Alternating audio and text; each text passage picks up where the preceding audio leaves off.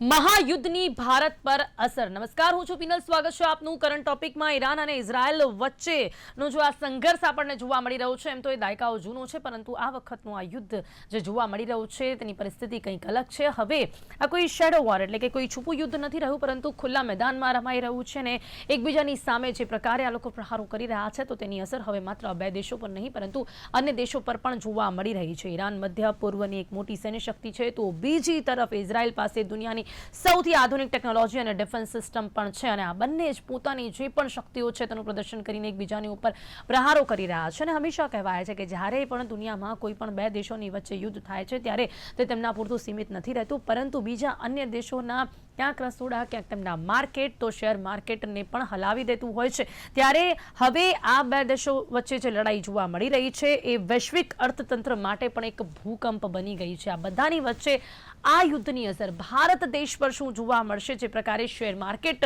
હંમેશાથી કોઈ પણ આ પ્રકારની પરિસ્થિતિના કારણે ઉપર નીચે જોવા મળતું હોય છે, ત્યારે તેમાં શું હિલચાલ જોવા મળી રહી છે? ઈરાન ઇઝરાયલ યુદ્ધના કારણે શેર બજારમાં ભારે ઘટાડો જોવા મળી રહ્યો છે. સેન્સેક્સમાં 7,000થી વધુ, જ્યારે નિફ્ટીમાં 700થી વધુ પોઈન્ટનો કડાકો જોવા મળી રહ્યો છે. વાત ટેક્સટાઇલ માર્કેટની કરીશું, કારણ કે તેના પર પણ તેની અસર ચોક્કસપણે જોવા મળશે, કારણ કે યુદ્ધની અસર સુરતના ટેક્સટાઇલ માર્કેટને પડવાની ભીતિ સેવાઈ રહી છે. ભારતના તેલ પુરવઠા પર યુદ્ધની પરિસ્થિતિની ગંભીર અસર થઈ શકે છે. તો ત્યારે આ તમામ સેક્ટર્સમાં શું અસર જોવા મળશે? અને જેમ્સ એન્ડ જ્વેલરી સેક્શન, તેના પર પણ સૌથી વધારે ક્યાંક તેની ઇમ્પેક્ટ જોવા મળી શકે છે.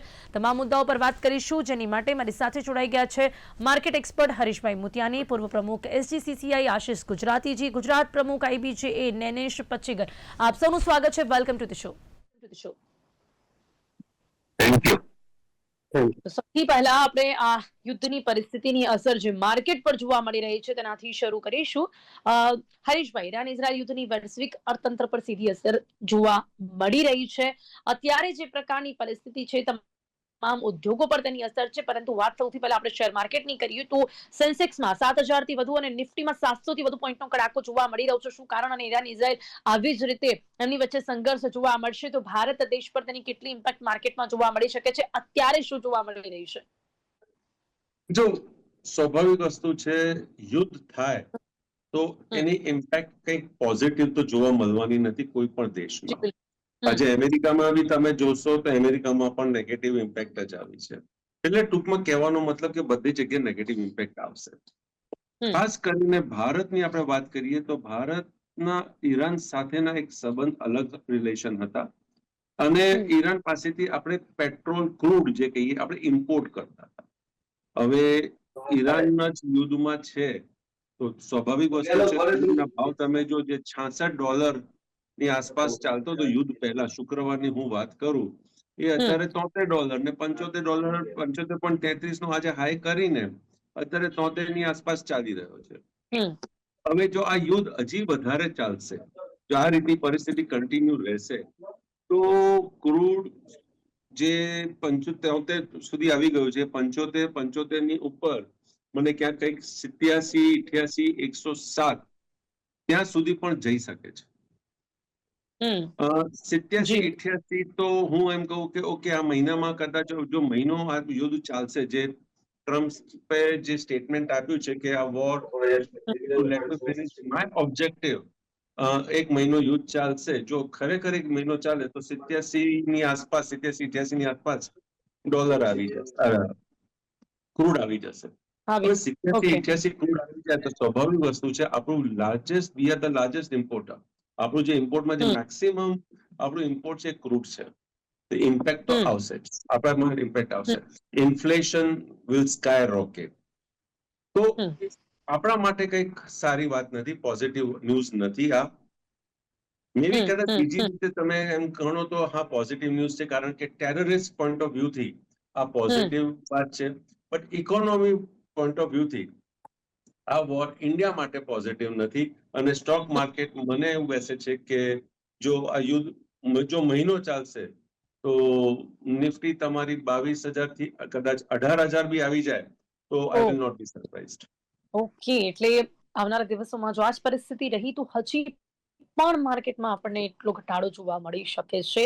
તો એ રીતે જ તમામ ઇન્વેસ્ટર્સ એટલે ઇન્વેસ્ટ કરવાનું વિચારવું એમની માટે પણ વાત કરીશું. પણ હવે આપણે વાત કરીએ કે ટેક્સટાઇલ માર્કેટની છે. અસર જે આ માર્કેટ ક્ષેત્રમાં જોવા મળી રહી છે. ભારત જે છે આશીષભાઈ, એ ટેક્સટાઇલ માટે યુરોપ જે છે ભારત માટે સૌથી મોટું માર્કેટ છે. અત્યારે આ પ્રકારની પરિસ્થિતિમાં યુરોપમાં જો આર્થિક મંદી જોવા મળે, કારણ કે આ બંને દેશો વચ્ચેની આ પરિસ્થિતિથી કદાચ યુરોપમાં આર્થિક મંદી જોવા મળી શકે છે, તો યુરોપમાં જો આર્થિક મંદી થાય તો આપણા જે ઓર્ડર્સ છે તે ક્યાંક ઘટવાની ભીતિ પણ છે. તો એ રીતે આ માર્કેટમાં અસર થશે. હાજી, એક તો આપણું જે વડીલે કહ્યું કે ક્રૂડ ઓઇલ એટલે એ અમારે સિન્થેટિક માર્કેટ જે છે એમએમએફ, એનું બેઝિક રો મટીરિયલ જ ક્રૂડ ઓઇલ છે. તો જી ક્રૂડ બિલકુલ.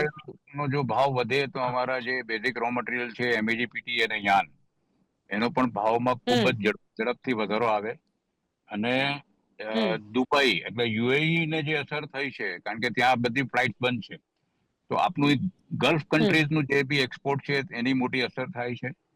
અને ડાયરેક્ટ ઈરાન અને ઇઝરાયલમાં આપણું દક્ષિણ ગુજરાતમાંથી અને ખાસ કરીને સુરતમાંથી ફેબ્રિક અને નેરો ફેબ્રિક એટલે કે જે લેસ પટ્ટી આપણે કહીએ, એનું એક્સપોર્ટ ખૂબ મોટા પ્રમાણમાં છે. તો એના પર તો ડાયરેક્ટ અસર થશે. અને જે તમે યુરોપિયન કન્ટ્રીઝની વાત કરી, એમાં ડાયરેક્ટ ઇનડાયરેક્ટ બંને અસર થશે. તો સુરતનું ટેક્સટાઇલ માર્કેટ અને ઓવરઓલ ઇન્ડિયાના ટેક્સટાઇલ માર્કેટને મોટી અસર થાય એવું છે. એવું આશીષભાઈ જેમ કે આપણે કહ્યું કે જેઓ પણ ટેક્સટાઇલ ઉદ્યોગમાં વપરાતા જે સિન્થેટિક ફાઇબર્સ છે અને ડાઇસ કેમિકલ્સ છે, એ ક્યાંક ને ક્યાંક ક્રૂડ ઓઇલની સાથે જોડાયેલા છે.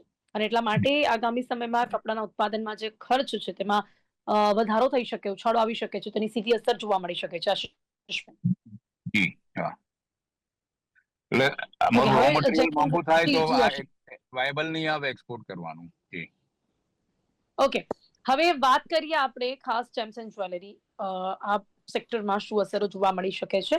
શું કહેશો નરેશભાઈ? ખાસ અત્યારે જે પ્રકારની પરિસ્થિતિ જોવા મળી રહી છે, તો યુદ્ધના સમયે સોનું જે છે એ હંમેશા સેફ ઇન્વેસ્ટમેન્ટ ગણાય છે.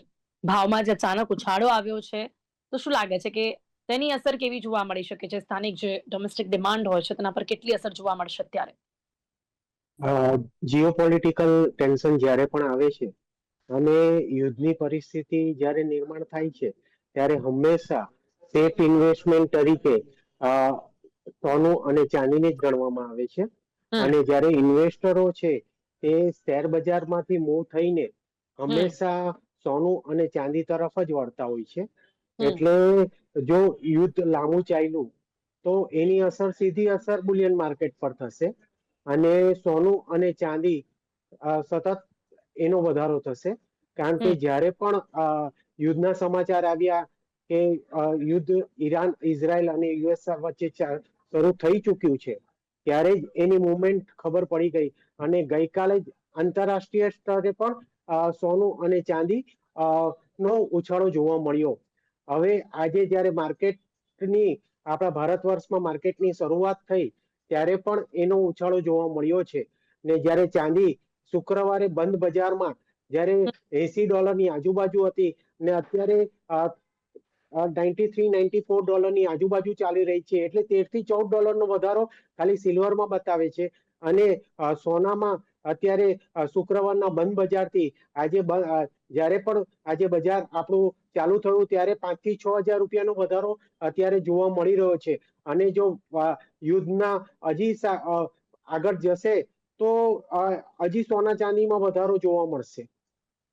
જી બિલકુલ, એટલે હજી પણ કે ક્યાંક તેના ભાવમાં ઉછાળો જોવા મળી શકે છે. સોના ચાંદીના ભાવમાં જે ઉછાળો આપણે ઘણા સમયથી જોઈ રહ્યા છે, પછી પાછું એક ડાઉન જોડ્યું અને હવે આ પ્રકારની યુદ્ધની પરિસ્થિતિના કારણે ફરી એક વખત ભાવ વધી શકે છે. ફરી આપણે માર્કેટની વાત કરીએ તો હર્ષભાઈ શું કહેશો, આ સ્થિરતાની વચ્ચે કયા સેક્ટર્સ છે કે જેના પર સૌથી વધુ જોખમ છે? શું કહી શકાય છે? જેમ કે પેન્ટ્સ, ટાયર, એરલાઇન્સ, એની સામે કયા સેક્ટર્સ એવા પણ છે કે જે સેફ હેવન સાબિત થઈ શકે છે? શું કહેશો? તો જોખમ વાળા શેર તો એમ જ કહીશ કે જે સેક્ટરમાં ક્રૂડ, ટૂંકમાં ઓઇલ, આનો ઉપયોગ થાય છે, એ બધા જોખમમાં છે. તમે પેઇન્ટ સેક્ટર, પેઇન્ટિંગ સેક્ટર ગણી લો કે રબર સેક્ટર ગણી લો, જે બી સેક્ટરમાં ટૂંકમાં જ્યાં તમને ક્રૂડ એક તમારું બેસિક રો મટીરિયલ હશે, ટેક્સટાઇલ, બધી જગ્યાએ તમને નેગેટિવ રિસ્પોન્સ જ જોવા મળશે. જ્યાં ટ્રાન્સપોર્ટેશન વધારે હશે, ત્યાં તમને નેગેટિવ જોવા મળશે. મીન્સ કયો એ સેક્ટર કે જ્યાં ક્રૂડ ડાયરેક્ટલી કે ઇનડાયરેક્ટલી કનેક્ટેડ નથી, કદાચ એ જ સેક્ટર છે કે જે પોઝિટિવ રહેશે. I don't think so any sector is there. Overall બધા સેક્ટરમાં તમને નેગેટિવનેસ જોવા મળશે. મે બી કદાચ ફાર્માસ્યુટિકલ ઓર હોસ્પિટલ તમે કદાચ ગણી શકો કે એ સેક્ટરમાં કદાચ તમને કંઈક પોઝિટિવનેસ જોવા મળે, કે તમે શુગર સેક્ટર ગણી શકો, પણ ત્યાં ટ્રાન્સપોર્ટેશન આવી જાય છે, છતાં તમે શુગર સેક્ટર તમે ગણી શકો. તો કહેવાનો મતલબ છે કે અમુક જ સેક્ટર છે, બાકી અધરવાઇઝ ઓવરઓલ માર્કેટનો સેન્ટિમેન્ટ જ જ્યારે ડાઉન હોય તો ઓવરઓલ માર્કેટ તો મને નીચે દેખાય છે હાલના તબક્કે. તો ઇન્વેસ્ટમેન્ટ ઇઝ નોટ એડવાઇઝેબલ. હા, તમે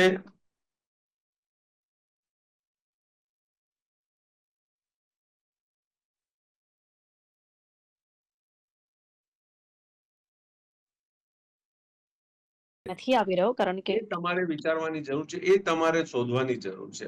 તો ફંડ જે એક લેગમાં જશે, એટલે ફાઇનાન્સના 4 લેગ છે, એ લેગમાં જશે ફંડ, મની ફ્લો, ત્યાં તમને તમારે ઇન્વેસ્ટમેન્ટ કરવાની જરૂર રહેશે.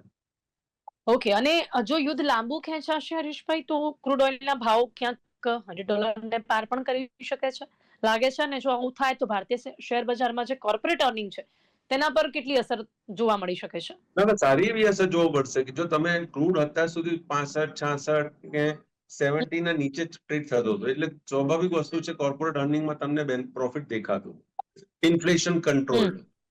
હવે જો આ યુદ્ધ મહિનો સુધી ચાલે ને ક્રૂડ જો હું $87-88 સુધી ગણું છું, એટલીસ્ટ જો 87-88 સુધી જો ક્રૂડ આવી જાય, મે બી કદાચ એનાથી ઉપર બી જતું રહે, પણ 87-88 સુધી જો જાય ક્રૂડ, તો તમે પોતે જોઈ લો કે આ લેવલથી હજી $15 ઉપર છે. તો $15 ઉપર જાય તો એની ઇમ્પેક્ટ તો દેખાશે પ્રોફિટ અર્નિંગમાં ને બધી રીતે દેખાશે. So it will be the days are tough. હું એમ નથી કહેતો કે દેશ તમારા બહુ નજીકથી, અને મને નથી લાગતું યુદ્ધ કે તમારું આજ રાત્રે કે કાલ રાત્રે તમારું યુદ્ધ શાંત થઈ જશે. ના, મને નથી લાગતું. કારણ કે ઈરાન જે છે, it is a hub of jihadis. It is a hub of jihadis. અને જિહાદીઝ ડુ ઓર ડાય વાળી મેન્ટેલિટી વાળા હોય છે. હવે જ્યારે ફર્સ્ટ લેયર ને ઇઝરાયલે કે અમેરિકાએ સ્વિચ ઓફ કરી દીધો છે, સેકન્ડ લેયર તરત જ મેદાનમાં આવી ગયું છે અને રેડ ફ્લેગ લગાડ્યું છે. Red flag is worst. Means we are at war come what may. તો સેકન્ડ લેયર જે છે, જે એડમિનિસ્ટ્રેટિવની જે સેકન્ડ લેયર છે, they are not ready to compromise. તો આઈ ડોન્ટ થિંક સો કે યુદ્ધ તમારે 1 કે 2 દિવસમાં પતવાનું છે. ચાલશે, મહિનો ચાલશે. બિલકુલ. અને જેટલું લાંબુ આ યુદ્ધ ચાલશે તેટલી જ લાંબી આવશ્યક અસરો પણ આપણને જોવા મળશે. નાઉ અગેન કમ બેક ટુ આપણે ટેક્સટાઇલની વાત કરીએ તો આશીષભાઈ, અહીંયા જે રીતે રેડ સી એટલે કે જે સંકટ રેડ સી નો જોવા મળી રહ્યો છે આપણને, તેના કારણે જે કંઈ પણ માલ આપણું ભારતમાંથી યુરોપમાં જાય છે તે પણ મોંઘો થયો છે, કારણ કે આ જે યુદ્ધ છે તેના કારણે શિપિંગ કોસ્ટમાં વધારો થયો છે. તો આપ લોકો પણ કેવા પ્રકારની મુશ્કેલીનો સામનો કરી રહ્યા છો? ટેક્સટાઇલના નિકાસકારોની જે પ્રોફિટ માર્જિન હોય છે, એ પ્રોફિટ માર્જિન ને પણ કેટલું નુકસાન થઈ રહ્યું છે આશીષભાઈ? હાજી, એટલે શિપિંગ લાઇન્સ પણ ડિસ્ટર્બ થશે. પ્રોફિટ માર્જિન તો સમજો કે તમારા બધા જે પાઇપલાઇનના ઓર્ડર્સ હોય, એટલે આપણી ભલે કોસ્ટ વધે તો આપણાથી કોસ્ટ વધારાતી નથી, એટલે પ્રોફિટ માર્જિન સ્ટ્રિંગ થવાના છે. અને હરેશભાઈ કહ્યું તેમ જો ક્રૂડ ઓઇલના રેટ જો વધશે તો ઓવરઓલ ઇન્ફ્લેશન એટલું બધું વધી જશે, આપણી ટ્રાન્સપોર્ટેશન કોસ્ટ વધે, કારણ કે આપણે ત્યાં બધી જ કોમોડિટીનું મુવમેન્ટ રોડ ટ્રાન્સપોર્ટથી સૌથી વધારે છે રેલ ટ્રાન્સપોર્ટ કરતા. તો ઓવરઓલ ઇન્ફ્લેશન વધશે, એટલે તમે જેમ કહ્યું તો કોર્પોરેટ અર્નિંગ્સ ડેફિનેટલી ઘટશે, પ્રોફિટમાં ઘટાડો થશે, કંપની લોસીસ બી કરી શકે એવું છે. અને હરેશભાઈ કહ્યું કે ધારો કે એ લોકોના સેકન્ડ લેયર, થર્ડ લેયર જો એક્ટિવ થાય, એટલે યુદ્ધ જલ્દી બહુ નજીક નથી, સમાપ્ત નથી થવાનું, એટલે લાંબુ ચાલે તો ઓવરઓલ બધી જ ઇન્ડસ્ટ્રીને અસર થશે એવું લાગે છે. કારણ કે શિપિંગ લાઇન તો એક બહુ મોટો ફેક્ટર છે એક્સપોર્ટ કરવા માટે આપણી, એટલે દરેક સેક્ટરમાં શિપિંગ લાઇન જો ડિસ્ટર્બ થાય તો આપણું એક્સપોર્ટ ઘણું હાર્મફુલ થશે. અને ઇવન ઇક્વલી આપણે જે રો મટીરિયલ ઇમ્પોર્ટ કરીએ છીએ તો એ પણ તમારું ડિસ્ટર્બ થવાનું છે. જી બિલકુલ. અને હવે વાત ફરી વખત આપણે જો જેમસન જ્વેલરી પર કરીએ તો નરેશભાઈ, અહીંયા ડાયમંડ એક્સપોર્ટ પર કેટલી અસર થશે? કારણ કે ઇઝરાયલ આ યુદ્ધમાં છે ને ઇઝરાયલ જે છે ડાયમંડ એટલે કે હીરાના કટિંગ અને પોલિશિંગનું મોટું હબ છે. અને આ જ દેશ અત્યારે યુદ્ધ કરી રહ્યું છે ત્યારે સુરતના ડાયમંડ ઉદ્યોગ અને ઇઝરાયલ સાથેના જે પણ વેપારના સંબંધો છે તેના પર સીધી શું અસર જોવા મળી શકે છે? ચોક્કસ જ. અત્યારે જ હજી ટેરિફમાંથી ડાયમંડ ઉદ્યોગ પાર આવેલો જ હતો કે જ્યારે પણ આપણા યશસ્વી પ્રધાનમંત્રી શ્રી નરેન્દ્રભાઈ મોદીના ઇન્ટરફિયરથી જે ડાયમંડ ઉદ્યોગ પર 0% ટેરિફ થયો અને એવું લાગતું હતું કે ફરીથી ડાયમંડ ઉદ્યોગમાં જે મંદીના ઓછાયો હતો તે હવે ઓછો થઈ જશે અને ફરીથી ડાયમંડ ઉદ્યોગ ધમધમવા લાગશે.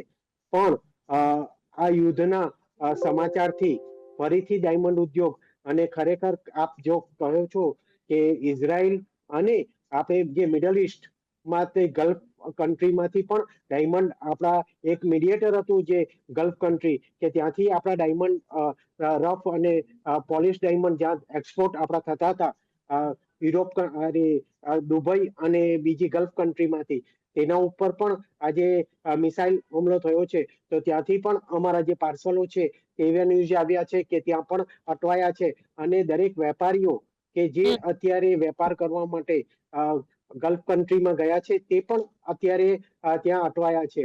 તો 100% એમાં ડાયમંડ ઉદ્યોગમાં પણ એક મોટી અસર જોવા મળશે ને જો યુદ્ધ લાંબુ ખેંચાયું તો જે ડાયમંડ ઉદ્યોગમાં જે ટેરિફનું જે અત્યારે આપણે રીબેક જોયું ને ટેરિફને કારણે જે આપણું અત્યારે ડાયમંડ ઉદ્યોગમાં કે હવે ડાયમંડ ઉદ્યોગ મૂવ થશે પણ જો યુદ્ધ લાંબુ ચાલ્યું તો ખરેખર ડાયમંડ ઉદ્યોગ પણ ફરીથી સંકટમાં આવશે એવી ધારણા છે.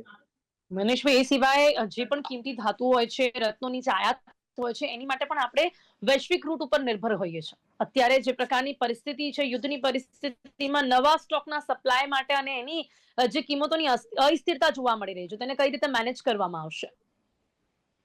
અત્યારે હવે જો કદાચ ધાતુઓની વાત કરીએ તો જે અસ્થિરતા છે અને અનસર્ટેનિટી છે કે જે ભાવ અત્યારે અનસ્ટેબલ છે કે દરેક સોનું જુઓ, ચાંદી જુઓ, કોપર જુઓ, પ્લેટિનમ જુઓ, દરેકમાં અત્યારે જે અનસર્ટેનિટી છે એને કારણે જે ઇન્વેસ્ટરો હાવી થઈ ગયા છે પણ જે એન્ડ યુઝર છે ને જે અત્યારે આપણે જ્વેલરી માર્કેટમાં કે દરેક રો મટીરિયલમાં જોઈએ તો રો મટીરિયલમાં અત્યારે જે અનસર્ટેનિટીની રીતે એન્ડ યુઝર અત્યારે બજારથી દૂર થઈ રહ્યા છે. એટલે કદાચ આવતા વખતમાં જો માનો કે બજાર સ્થિર થાય તો જ એનું બિઝનેસ થશે. બાકી અત્યારના પ્રમાણમાં જોઈએ તો જ્યાં અનસર્ટેનિટી હશે ત્યાં એન્ડ યુઝર અત્યારે દૂર જ થતા જશે. જી બિલકુલ, આપણે કેવી અસર આપણને જોવા મળશે ને. હવે હરીશભાઈ, જે પ્રકારની વૈશ્વિક અનિશ્ચિતતાનો માહોલ જોવા મળી રહ્યો છે તે જોતા જેટલા પણ વૈશ્વિક રોકાણકારો છે એટલે કે વિદેશી સંસ્થાગત જે રોકાણકારો છે એ ભારતમાંથી નાણું પાછું ખેંચી રહ્યા છે ત્યારે હવે એવામાં જે રિટેલ રોકાણકારો છે, ઇન્વેસ્ટર્સ છે, એમને શું સલાહ આપશો? એમને અત્યારે ક્યાંક ખરીદી કરવાની તક છે કે પછી એમણે સાવધાન રહેવું જોઈએ? ના, સાવધાન રહેવું જોઈએ. ક્લિયર કટ છે. આ તક ના કહેવાય, હું આને તક નથી ગણતો. તકની એક અલગ ફિલ્ડ છે. હવે તકમાં 20,000 શેર છે, 20,000 શેરમાં મે બી કદાચ 10, 20, 50 શેર સારા બી નીકળે આમાં, હું ના નથી કહેતો. પણ આપણે અહીંયા વાત કરીએ છીએ જનરલ, તો જનરલમાં ઓવરઓલ માર્કેટ મને ક્યાંક સેન્ટિમેન્ટ નેગેટિવ દેખાય છે. You can't find an opportunity in this sort of situation, right? હા, ઓપોર્ચ્યુનિટી તમને ક્યાં મળશે? સોના ચાંદીમાં, ક્રૂડમાં, ત્યાં તમને ઓપોર્ચ્યુનિટી મળે છે. આપણે બહુ પહેલા બી વાત થઈ હતી ત્યારે બી મેં કીધું હતું એવરી ડિક્લાઇન સિલ્વર, ગોલ્ડ, આ બધી વસ્તુ is a buy, crude is a buy, natural gas is a buy. આ બધી વસ્તુ બાય વાળી છે. તમે હવે change your financial leg. Stock માર્કેટમાં જે આના સાથે ડાયરેક્ટ રિલેટેડ છે તમે ત્યાં ઇન્વેસ્ટમેન્ટ કરી શકો છો. But other then this, sorry, તમારે gold will be the best performing asset. Crude will be the best performing, one of the best performing asset. Natural gas. આ બધા, all these things will be the best performing asset. So જ્યારે તમારે investment કરવાનું છે, you cannot stick on one particular leg. એક જ વસ્તુને પકડીને તમે નથી ચાલવાના અને ચાલવું બી ના જોઈએ. તો તો અત્યારે this is a આપની શું lesson. સલાહ છે, જે લોકોએ પણ અત્યારે ક્યાંક ઇન્વેસ્ટ કરવું હોય તો શું કરવું જોઈએ, અત્યારે ના જ કરવું જોઈએ, સલાહ શું છે આ પ્રકારની પરિસ્થિતિમાં, અત્યારે લાંબા ગાળાની પરિસ્થિતિ? તો ઇન્વેસ્ટમેન્ટ તો તમારે કરવું પડશે, રાઈટ? જો હમ. તમારા પાસે ફંડ છે તો ઇન્વેસ્ટમેન્ટ તો તમારે કરવું પડશે, બટ ઇન્વેસ્ટમેન્ટ કરવા માટેની જે સૌથી સારું જે ઓપોર્ચ્યુનિટી છે, લેગ, ફાઇનાન્શિયલના જુદા હમ. જુદા લેગ હોય છે, રાઈટ? તો જુદા લેગમાં ગોલ્ડ, જે હું ક્યારથી કહેતો આવ્યો છું કે gold is an good opportunity. Okay. Gold again is a again good ગોલ્ડમાં જ ઓપોર્ચ્યુનિટી. ઇન્વેસ્ટ કરવું અત્યારે સૌથી સેફ અને સારું માની શકાય છે આ ગોલ્ડ પ્રકારની અગેન ઇઝ અ પરિસ્થિતિમાં ગુડ પણ. Opportunity, okay. રાઈટ? ઓકે. હવે ખાસ આશીષભાઈ, અંતમાં જે વૈશ્વિક અસ્થિરતા જોવા મળી રહી છે, એમાં જે પણ આપણા કોમ્પિટિટર કન્ટ્રીઝ છે ઇન ટેક્સટાઇલ, જેમ કે બાંગ્લાદેશ છે, વિયેતનામ છે, બધાની સાથે જે પ્રકારની કોમ્પિટિશન જોવા મળે છે, આ બધાની વચ્ચે ભારતનો જે ટેક્સટાઇલ ઉદ્યોગ છે એ પોતાની નિકાસ ટકાવી રાખવા માટે કેવા પ્રકારની રણનીતિ અપનાવશે? શું કહેશો આપ આ પ્રકારની પરિસ્થિતિમાં? હાલ તો થોડું 2-3 દિવસ વેઇટ એન્ડ વોચ કરવું પડશે, અને પછી સરકાર પાસે આપણે થોડી ઘણી માંગણી કરવી પડશે. એક તો સૌથી પહેલો શિપિંગ લાઇન ડિસ્ટર્બ નહીં થાય એ સરકાર પાસે માંગણી કરવી પડશે, અને બીજું કે જેમ કે એર કાર્ગોની ફેસિલિટી વધારે, શિપિંગ લાઇન ડિસ્ટર્બ થાય તો, અને સાથે સાથે આજે અત્યારે તો મિડલ ઇસ્ટ કન્ટ્રીઝમાંથી જે આપણી એરલાઇન્સ બંધ થઈ છે, તો એ નોર્મલથી આવે એ પણ આપણે સરકારને રજૂઆત કરવી પડશે. પરંતુ આજે you have to be prepared, એટલે કે ભાઈ તમારે તૈયારી રાખવી પડશે ફોર ધ વર્સ્ટ. એટલે રણનીતિ એવી બનાવવી પડશે કે તમે 1 મહિનો યુદ્ધ ચાલે તો શું કરવું જોઈએ, અને એના માટે સરકાર પાસે આપણે શું માંગણી કરવી જોઈએ એ અમે 2 દિવસ પછી સરકારને રજૂઆત કરીશું. જી, ઓકે. હવે ઇન ધી એન્ડ, નૈનેશભાઈ, શું કહેશો આવનારા દિવસોમાં આ સેક્ટરમાં કેટલી ઇમ્પેક્ટ, અને આપની શું સલાહ છે? રેશભાઈ કહું કે સેફ ઇન્વેસ્ટમેન્ટ ગોલ્ડમાં છે, ગોલ્ડના ભાવ આવનારા દિવસોમાં તેમાં શું ઇમ્પેક્ટ, સિલ્વર જે એટલું હાઈ ગયું એના પર પણ આવનારા દિવસોમાં શું અસર, શું ઇન્વેસ્ટ કેવી રીતે કેટલું કરી શકાય છે, શું કહેશો અંતમાં નૈનેશજી? અત્યારે તો માર્કેટ સ્ટેબલ થાય એની જ રાહ જોવી પડશે, ને કદાચ આશીષભાઈએ કીધું તેમ કે અત્યારે 1-2 દિવસ વેટ એન્ડ વોચ કરીને કે યુદ્ધ કઈ દિશામાં જઈ રહ્યું છે અને આવતા સમયમાં શું પરિસ્થિતિ નિર્માણ થઈ રહી છે તે જ જોવું રહ્યું. ને કદાચ જો 2-3 દિવસમાં યુદ્ધ નહીં સમેટાયું અને કદાચ એની અસર બુલિયન એટલે કોમોડિટી પર પડી અને જો ગોલ્ડ સર્વોચ્ચતમ હાઈ પર પહોંચે છે તો 100% હજી આનાથી વધુ બુલિશ થશે, અને સોનું અને ચાંદી લગભગ અત્યારે જે ન્યૂઝ આવ્યા છે કે ભારત વર્ષના જે ભાવ છે એમાં 2,40,000 રૂપિયા થાય તો નવાઈ નહીં જો યુદ્ધ લાંબુ ચાલ્યું થયો. એટલે અત્યારે તો 1-2 દિવસ વેઇટ એન્ડ વોચ કરીને આપણે માર્કેટની જે મુવમેન્ટ છે તે જ નિહાળવી પડશે. પિનલ, જી જી જી જી જી જી તો મને પરવાનગી આપો તો એક યુદ્ધ 1 કે 2 દિવસમાં નહીં પતે. સમય સમાપ્ત થાય છે. જી જી જી જી જી હરીશભાઈ, સમય હવે 1 કે અહીંયા 2 સમાપ્ત થાય દિવસમાં છે. યુદ્ધ સમાપ્ત થાય એવી મને કોઈ દેખાતું નથી. એનું કારણ છે, તમે જો તો અમેરિકામાં ટેરરિસ્ટ અટેકની શરૂઆત થઈ ગઈ છે. તમે જુઓ તો પાકિસ્તાનમાં જે નૂર ખાન એરબેઝ છે એને ટાર્ગેટ કરવામાં આવ્યું છે, રાઈટ? જી અત્યારે બિલકુલ, એવી કોઈ મને પરિસ્થિતિ તો નથી જોવા મળતી. આ લાંબુ ચાલશે ચોક્કસપણે, આપણે એવું જ કહી શકીએ છીએ કે જે પ્રકારે આ બંને દેશો પોતાની શક્તિનું પ્રદર્શન કરી રહ્યા છે, અન્ય દેશો આમાં જે પ્રકારે અત્યારે સામેલ જોવા મળી રહ્યા છે, ત્યારે આ ચોક્કસપણે ના કહી શકાય કે કદાચ આ વહેલી તકે શાંત થાય, અને એટલા જ માટે આવનારા દિવસોમાં અલગ અલગ સેક્ટર્સમાં તેની શું ઇમ્પેક્ટ જોવા મળશે તેના પર ચર્ચા કરી છે. આપ ત્રણે મારી સાથે ચર્ચામાં જોડાયા તે બદલ આપનો એક બીજા સમાચાર છે લેટેસ્ટ જી આપણા જી દર્શક જી મિત્રો જી માટે, જી હરીશભાઈ. જે નવા સુપ્રીમ લીડર બન્યા હતા આયતોલ્લા અરાફી, એવા સમાચાર આવી રહ્યા છે કે કદાચ એને પણ એલિમિનેટ કરવામાં આવ્યું છે. જી જી, ખૂબ જ મોટા સમાચાર આ કહી શકાય છે. અને હવે આનાથી આવનારા દિવસોમાં શું પરિસ્થિતિ આપણે જોઈ શકીએ છીએ તેનો અંદાજો આપણે સૌ લગાવી શકીએ છીએ કે આ રીતે એક બાદ એક આ પ્રકારના જે ખુલાસા થઈ રહ્યા છે, અને આ પ્રકારની જે સ્થિતિ જોવા મળી રહી છે તે જોતા આવનારા દિવસોમાં દરેક સેક્ટર્સમાં હજી પણ વધારે ઇમ્પેક્ટ જોવા મળશે. હરીશજી, નરેશજી, આશીષજી, આપ સૌ મારી સાથે ચર્ચામાં જોડાયા તે બદલ આપનો ખૂબ ખૂબ આભાર. Thank you so much.